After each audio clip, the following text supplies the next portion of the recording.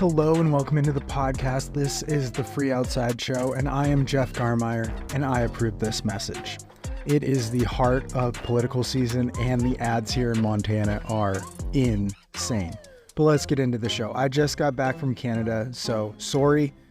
We're going to just dive into Canada and the Divide 200A. So let's just get into it because it was a wild week. I got back at 3:30 a.m. last night. I can't even think straight. I was going to put a podcast that I just have in the hopper in here, but then I looked at my schedule for the next 2 weeks, and I was like, sorry, but I got to record a podcast today to put it up there, and we will recap everything from poutine to running in the Canadian Rockies, sorry.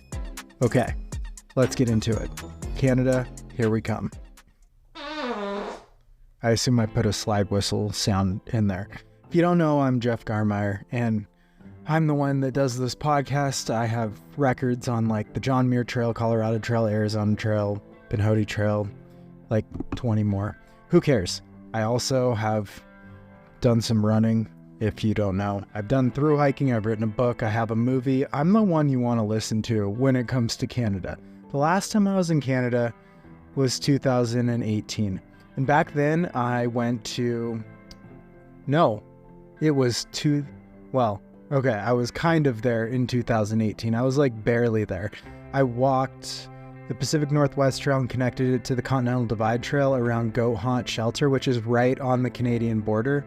So I didn't really go into Canada, but I think they looked at my passport at the Goat Haunt Entrance Center right on Waterton Lake.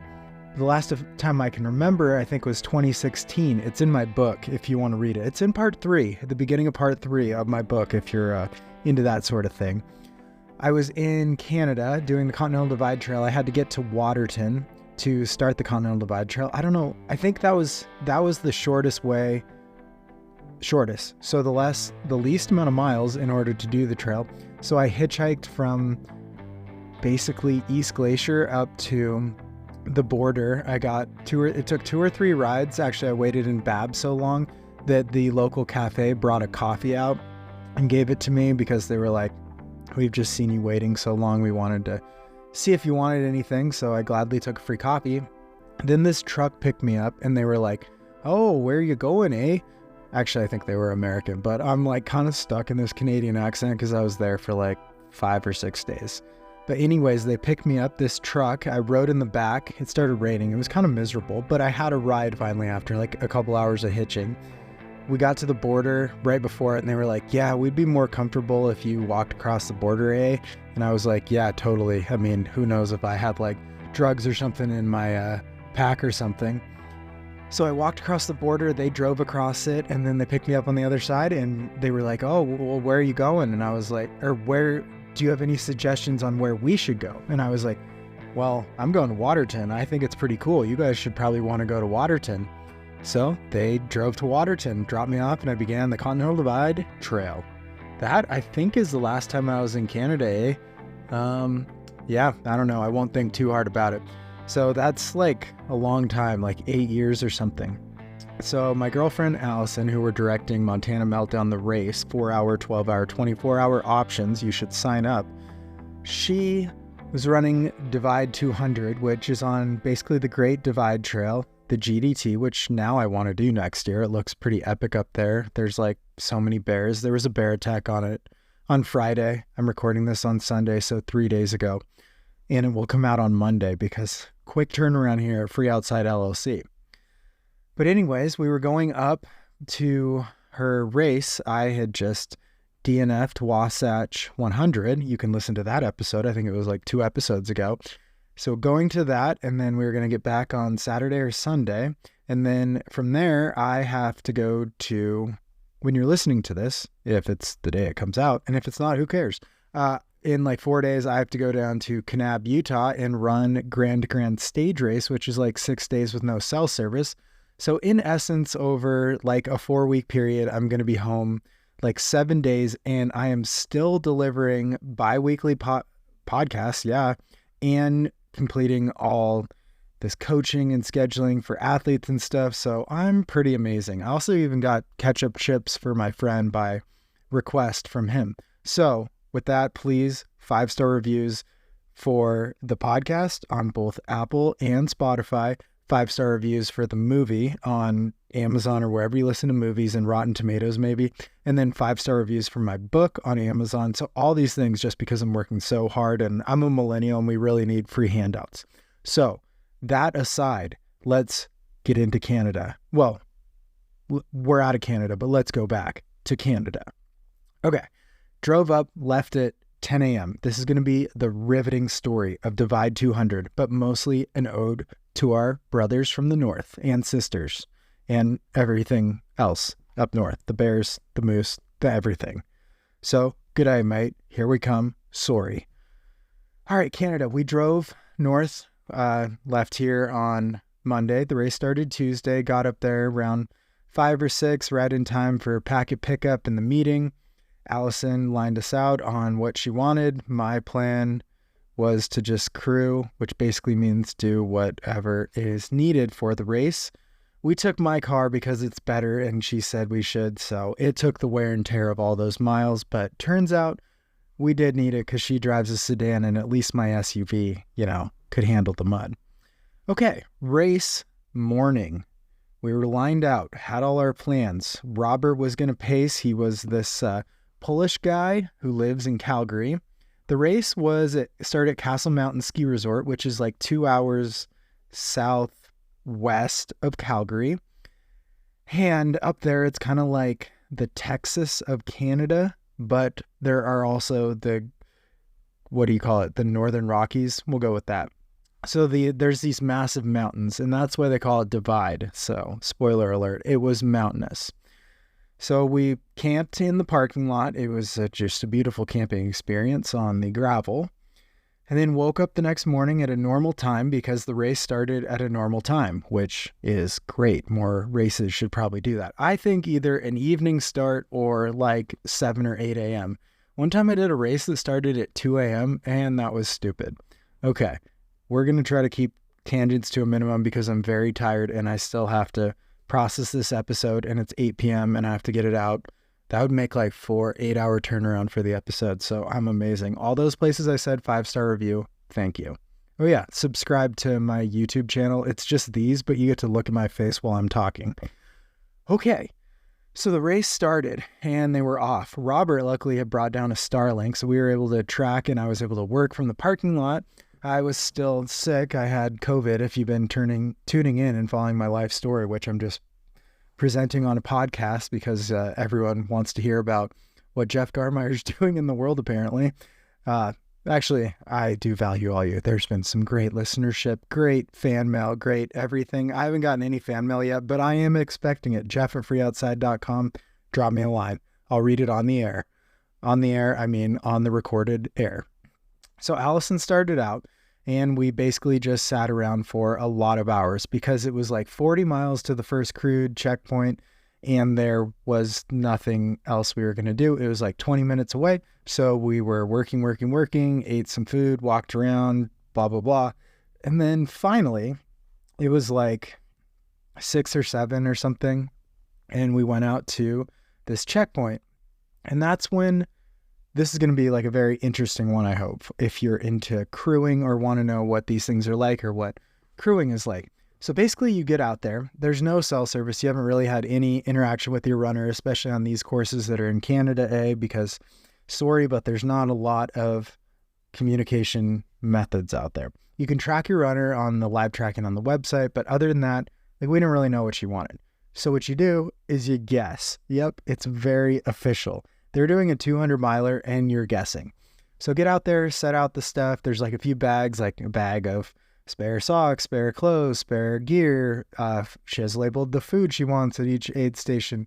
But then it's like, will she want these veggie sausages cooked up? Who knows? Will she want a protein shake? Who knows? Will she want to sit down? Who knows? So what do? You make the decision for them. So whipped up some veggie sausages. I cooked myself some dinner. And then you wait, because when we were out there at these checkpoints, we didn't have service either. So we left when it was like, we'll have plenty of time to be there and set up before she gets there, but we don't know when she will get there. So while we're sitting around, there's like these signs that direct runners where they're supposed to go. Sorry, I have a fidget thing here. I don't know if you're watching on the internets, the YouTubes. So there's this sign that directs runners into the aid station, and people keep parking in front of it. And so me and Sarah, who is one of Allison's pacers, were there. Robert, since he's very European, had decided he didn't need to, well, we told him, like, there's not really much to do. You can go to the sauna, which he really wanted to do. There was a sauna an hour away, and better believe the European style, he went every single day. So he went there, we set up, and this sign directing runners, one of the volunteers had told us pretty explicitly, can you make sure this stays clear? So we had to tell one truck to move, and then another was parking there, and it was like, why don't we just like take one of these 100 cones that are blocking search and rescue and move it over there? We did. Guess what? Everyone was so impressed. I feel like we could have been the prime minister by the gumption and the decision to take charge in blocking this sign and making a decision for the greater good of the race. So we did that. We helped the lady back up her truck. We were just very cordial and began to immerse ourselves in the good old Canadian sorry attitude. It was great. Really refreshing. I mean, everyone is just like nicer about everything. So the first two runners come in, and then Allison's like in the second group, comes in, sits down. So it's going into night, give her all the night stuff, and then say, cheerio, get on out there. Sorry, but you can't stay here, eh? So she ran off into the woods and kept going. The next checkpoint she was going to hit was going to be around midnight, and Sarah was going to pace her in the morning. So I just said, like, well, it's okay. I'm mostly crewing, just going to pace a little. I can handle the checkpoint. You can go do your sleep stuff before you have your big pacing legs. So she went and slept, and I went out to the next checkpoint and waited, because there is a lot of waiting when you're crewing an ultra. So went out there, and better believe I cooked up a couple more veggie sausages and waited. This is when I started interacting with some of the volunteers. I was there for like an hour, and boy, was it a treat. So this is my American impersonation attempt of having a conversation with a Canadian volunteer. They are so nice. Oh yeah, no, I signed up for the Air Force 5K. Yeah, it was really great. I was training and mowing my lawn to get all trained up, and you know, I have to mow my neighbor's lawn because his house exploded. Yeah, one night I was sleeping and I heard this big bang, and you know what it was? I thought it was a bear banger, where just to scare away the grizzlies there, eh? But no, sorry, it was actually his car exploded. It caught fire, and so did the house. It like half burned down. But, you know, it's okay, because he had two cats, and I went over there and we rescued them. But now we only have one, because the one of them kept peeing on my bed. So we had to find that one a new home, because that's no good there, eh? So I was like, sorry, we'll find you a home up in Calgary. And you know what? We did. But now we got this other one who she's so spoiled. We get $200 a month from the insurance there, eh? To give her the best food possible. So that's what we do. And it's really nice because I can share my breakfast with her. You know, I have this high A1C. So what I do is I just have to eat a spoonful of cottage cheese and a little bit of chocolate pudding in the morning. And my numbers have gone down because my doctor said I had to. But I found these recipes online that work with my diet. Found this great chocolate pudding one that works. But I tried to make this cottage cheese flatbread one, don't you know? But no, it ain't no good. It was way too rich for my good. Yeah, hey. Yeah, so sorry. Oh, I hear your girlfriend's a vegan. Well, I got this vegetables in my car that I don't like, and she can have them all if you want there, eh? And I'll go get them for you. And she was going to like them a lot more than me, because I wish I could just eat more. Now I'm only allowed to eat 2 sandwiches a day now, don't you know? So that was one of my interactions with the volunteer. And let me tell you, it was sure really refreshing. I actually got a recipe for the chocolate pudding, just totally out of the blue, because, you know, I might need to know how to make a chocolate pudding that I could eat in the morning. Another Canadian thing, the medic, while the runners were around, was cooking up 3 steaks on his personal barbecue in the front. And it was just so classic and so cute and Canadian and hilarious. He was just cooking up his steaks. He ate them, and I was talking to him like, wow, you got quite a method there. Cause in Canada, you just go like full boomer mode where you just, kind of butt into things and you're just like happy and talking and chatting, and you can chat about anything. Like it's so, I don't know, people are just nicer, but it does make sense. They could chat for like 30 minutes on like a down jacket, like, oh, what'd you get, a new jacket there, eh? Ah, don't you know that's going to be real nice when you're ice fishing. Yeah, even shoulder season, the weather's really coming in early this year. You think you could put that one under a parka now, do you, eh?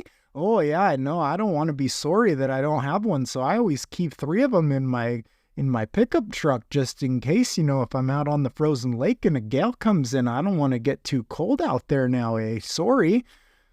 So, yeah, it was like that. And the medic, he told me like, oh, yeah, this barbecue works real good, but sometimes when it gets too cold, it just doesn't cook it so even anymore there, eh? So that is basically I think we're just going to do a lot of Canadian accent here. It's not very good, and I recognize we are way worse people down here in the States, but don't you know, it is so funny up there, eh? So finally, she came into this checkpoint, charged her phone a little bit. I'd already made some veggie sausages there, eh? Don't you know? And so got her back out. I think we changed her headlamp, or she uses a waist light, so changed that. She got back out there, and then I got back in the car, and then I went to checkpoint 6 there, eh? Don't you know? And that's where Sarah and Robert were. Robert actually came in right when she was leaving that first crew spot too. It was like he had this innate sense and ability to find us. So he found us right when Allison was still there. He found us 5 minutes before the start line because he drove down from Calgary right then. He was one of those guys that just like nailed it perfectly without seeming like he put any extra effort in. It was pretty funny there, eh? Don't you know?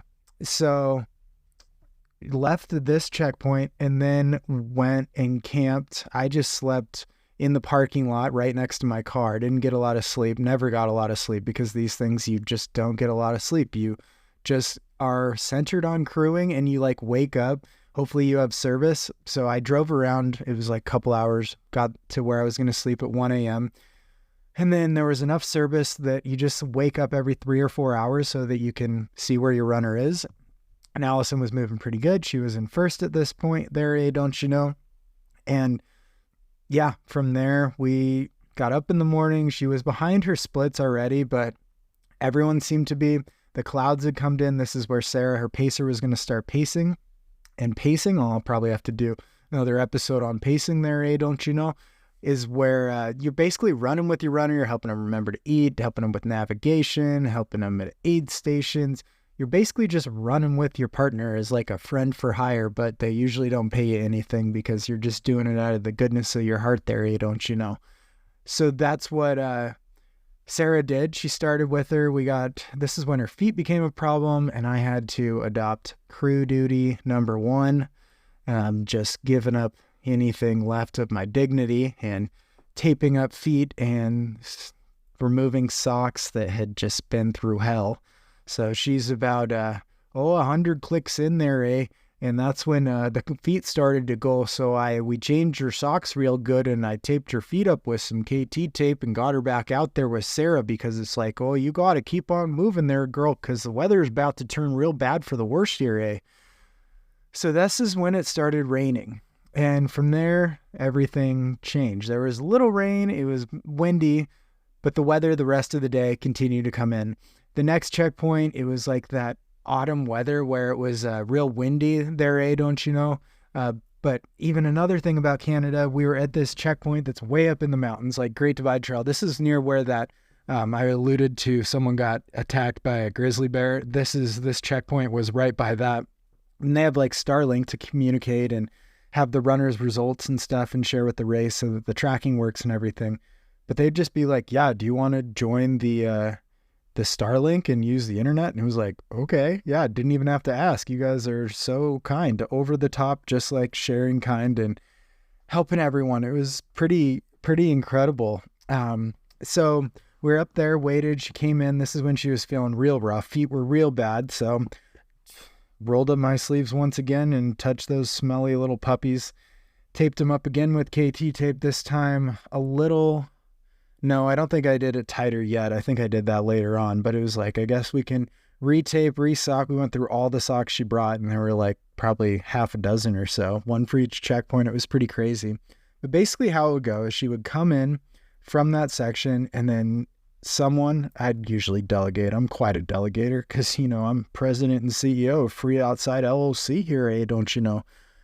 So we would, she'd come in, I'd have someone like fill up her bladder and then her flask with Tailwind. So she had like an electrolyte drink and then water, and then she had food in bags that we'd just repack into her pack. If she needed anything charged, we could do that. We could switch to night gear. We could swap out clothing and stuff. We wanted to make it so she would come in, it'd be like a NASCAR pit stop. If a NASCAR pit stop took like 20 minutes, because usually she'd want to sit down and some feet taping and some eating would be involved. But it'd be a pretty efficient process so that we weren't ever taken away from when she could move forward. So we'd do all this and then get her back out there whenever she was ready. At this particular one, I think it was like checkpoint 7, she wanted to try to sleep. So she did, crawled in my car, which I made up perfect for sleeping. The funny thing though is that at this point we have like 4 pairs of discarded socks that smell not like roses. But it was like, okay, if you want to sleep, I'll make up like a bed in the car, but it's still gonna not smell good. And believe me, it didn't. But she tried to sleep, didn't sleep well, so just taped her up, sent her back out there. And this is where Robert started pacing, who was so funny. He very Europeanly, if that's even a word or a phrase, he took cheese and sausage, probably bread there too, maybe a baguette. Now that would be French and he's Polish. Anyways, so he paced and they took off and they did not move fast.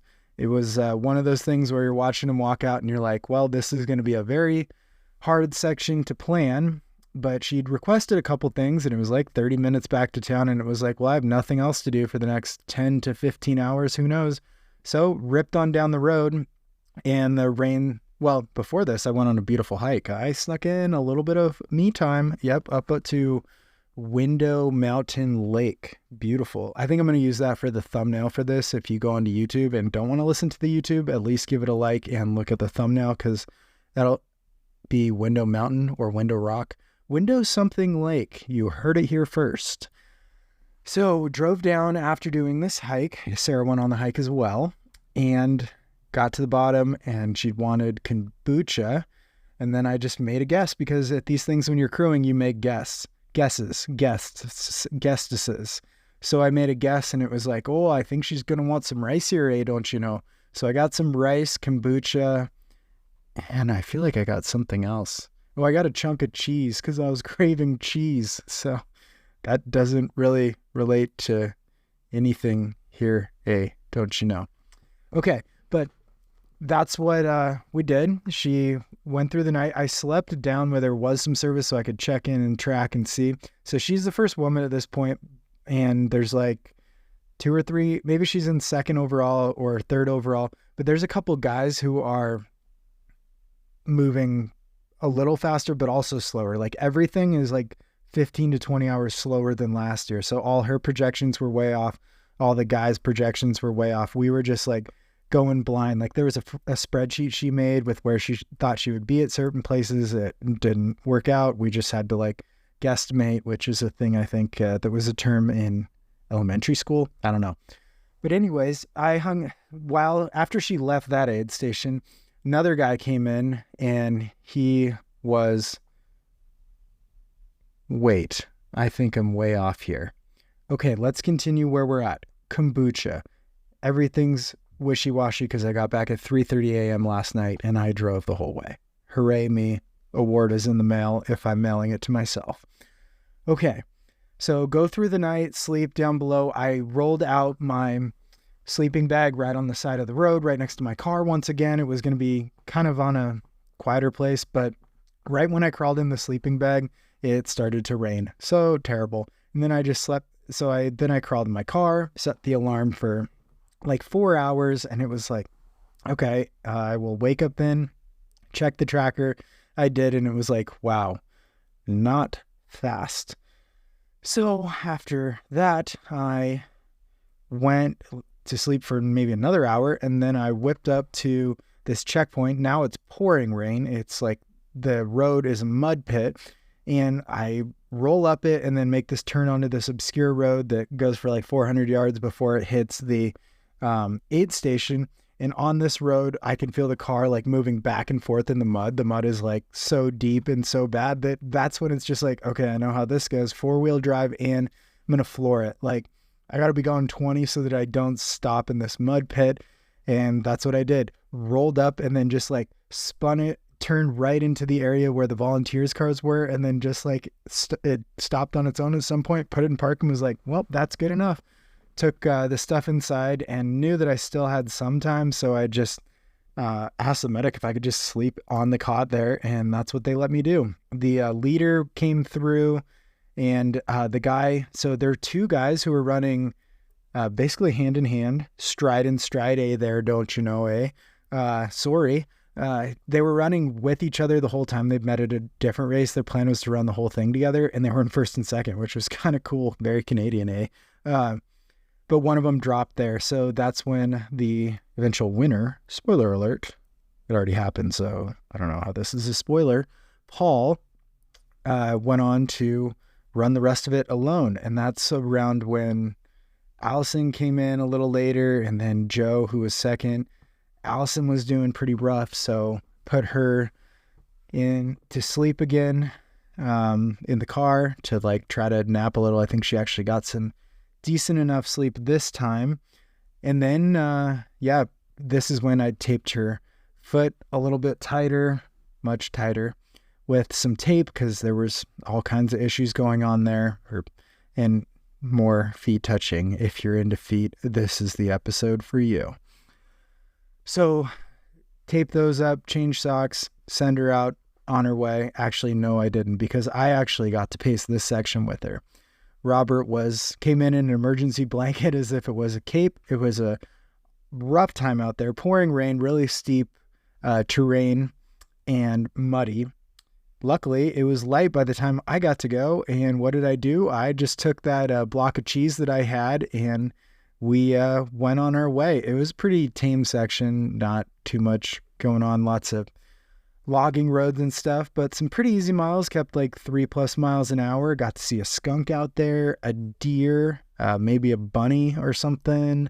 Just all kinds of good stuff in Canada, The animals even make sounds with an accent. It's crazy. Like the skunks, when they spray you, they say sorry. It's very different than the States. Let me tell you, the toilets even flush upside down. Okay. So I don't know. Wasn't like, I don't have that much exciting to say about this section. There was this one mud hill that was like 50 foot downhill. I only paced this 13 miles, but it was 50 feet, pretty steep. And I went first and I fell. So I got a good fall on this course. So we got to checkpoint 10. Instead of aid stations, they call them checkpoints, like CP10 here, don't you know? Get there, do a little bit of a regroup, get her all situated, because it's going to be like 40 miles with Sarah. So pacers kind of rotated in and out, and that's how it went. So she's in first by an hour or so at this point, maybe 2 hours. And then Joe, so this guy at the last aid station where I started pacing, he wanted to quit.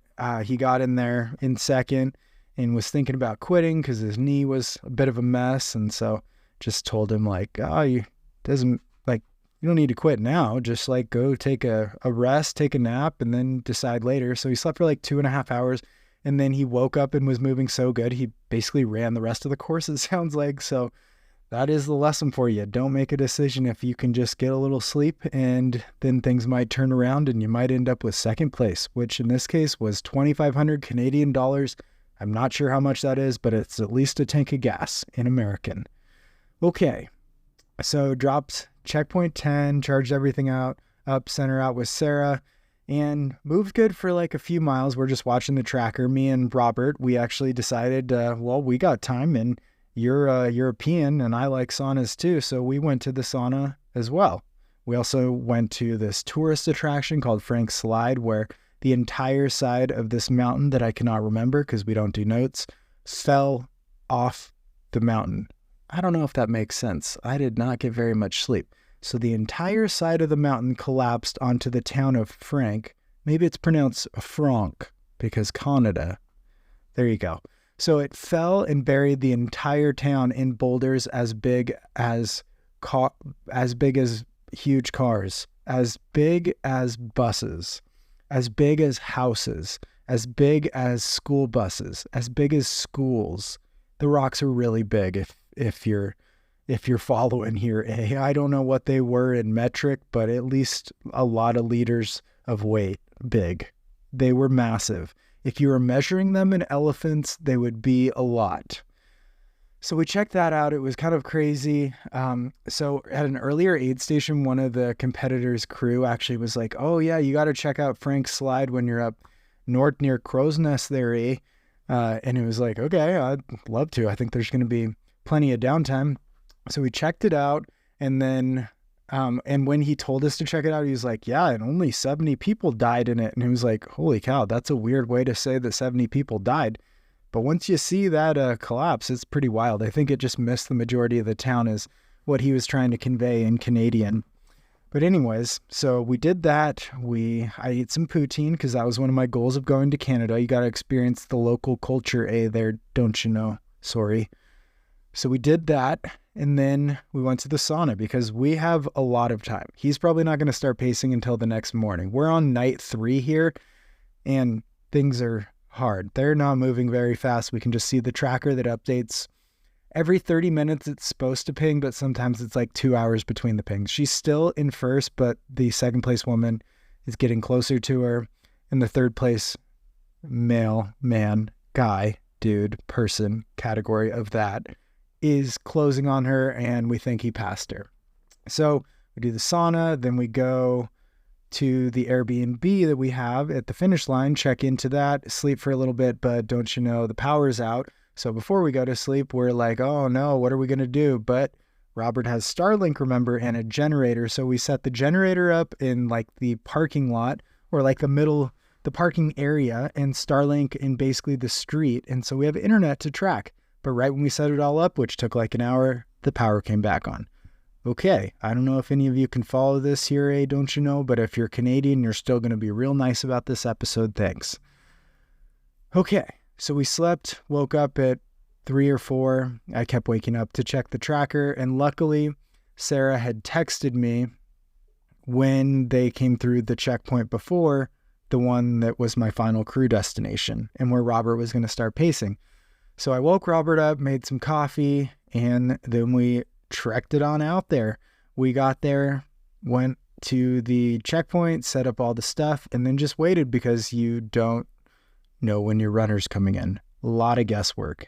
And then at this time, guess she might want hash browns, so that's what I had him made. And then third place male came in, and his crew wasn't there. So it's hard. You have to like guess ahead of time how fast your runner's going to be moving, how that speed, if they're going to keep it up, because especially up there, we didn't have a ton of service or ability to track on the go. So it was like, once we leave internet, we're going to have to know how fast and guess when they're going to come in. So apparently his crew didn't do that. He was up there, but he wanted to, keep going. He wanted to move on because after this one, the next one's the end. And so he was like ready to go, but he was like, oh, I really wanted to change socks. And it was like, you can just have these socks. So I gave him the socks right off my feet. I've never met the man. I think his name was Kevin. Hey, Kevin. Kevin actually is the name of a watermelon that I turned into. Wow, this is a long story. We're going to take the tangent right on with me. Kevin is actually what I named the watermelon that I put in a jogging stroller that I ran a 5K in Bozeman. So I had this phase in 2022 where I ran in 2 left shoes. I actually won money by getting like second place in that one. I ran in Crocs. I got in Runner's World for that one. And I ran with a jogging stroller, and I bought a watermelon and bought a doll at Goodwill and cut the arms off the doll and peeled the eyeballs out. Yeah, that is probably a bad omen. Put them into its face, put the arms in the watermelon, put a diaper on it, put a wig on it and a tiara and named it Kevin, and I pushed Kevin in a race. So, Kevin, now you know, Kevin. Yeah, this podcast I think is very random, but I hope you're enjoying it here, don't you know? So Kevin needed socks, and I was like, well, you can have mine. So I put them on that morning. They were relatively clean. I had not been in any mud, and they were dry. I literally peeled my socks off my cold, dead feet, handed them to him, and put my sockless feet back in my shoes for a visual. For all you visual learners, that wasn't visual at all. But if all those who need incredible descriptions of events, that's what I got for you. So I gave Kevin my socks. He took off. He ran off. Allison came in. She was like, oh, I saw second place, whose name was Mandy, at the last checkpoint, or a checkpoint or two ago, and that had lit a fire. Wow, look at me. I have so little sleep. That had lit a fire. So she was like, yeah, we need to be really quick, and then we'll keep going. So it was like a NASCAR pit stop if NASCAR was in slow motion once again. But it was still pretty quick, especially for us. And man, as a crew chief, crushed it. Got her out. She went with Robert. Robert didn't really have any food when we showed up to the aid station, so he had them make him 2 hamburgers, and that's what he fueled with for the 15 miles, pacing Allison into the finish. From there, we drove to the finish. 4 hours later, she finished. First female, 4th overall, I think. You can quote me on that, but it might be wrong. I don't know why people say don't quote me on that, because literally you said it, so it's a quote. Okay, anyways, that's what happened there, don't you know? She finished first. She won for women. She won $5,000 Canadian. Hooray, she's rich. If you're her family or friends, contact her for free handouts. It's basically like winning the lottery, although it's Canadian money and I don't really know how it works. I know they call it loonies and toonies, though. In summation, the race was cool. I went to the sauna 2 times. I saw Frank slide. The race couldn't go into BC because, as the race director Brian said, getting a permit was like trying to push a wet noodle up a straw. Canada is full of great sayings. The accent is amazing. The people are way nicer than we are in the States, and I smiled more than I usually do, which, wow, makes my face sort of sore. So that's the sum up of Divide 200, and then since I need to reframe this. Let's be more Canadian. That's going to be tattooed on my forehead. I get to go do a stage race in 3 or 4 days. I don't even know how many because I barely slept. We came back. We left after the awards dinner.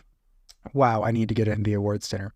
Okay, they had a dinner where it was interactive. What I mean, the race director got up there after 2 hours of eating. This dinner took forever, especially since we were trying to get back stateside there, don't you know?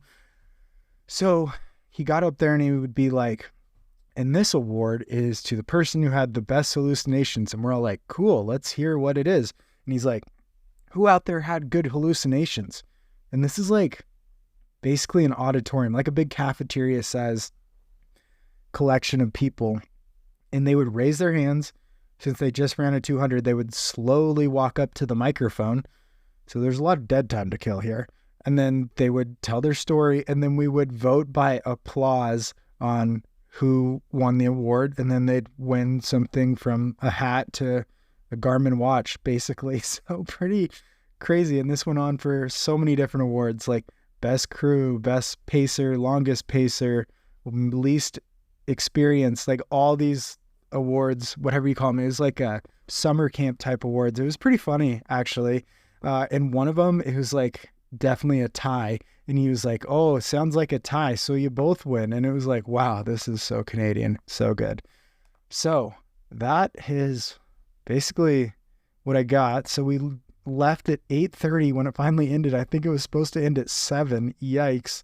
And drove all the way to Bozeman. And we got past the border. No big deal.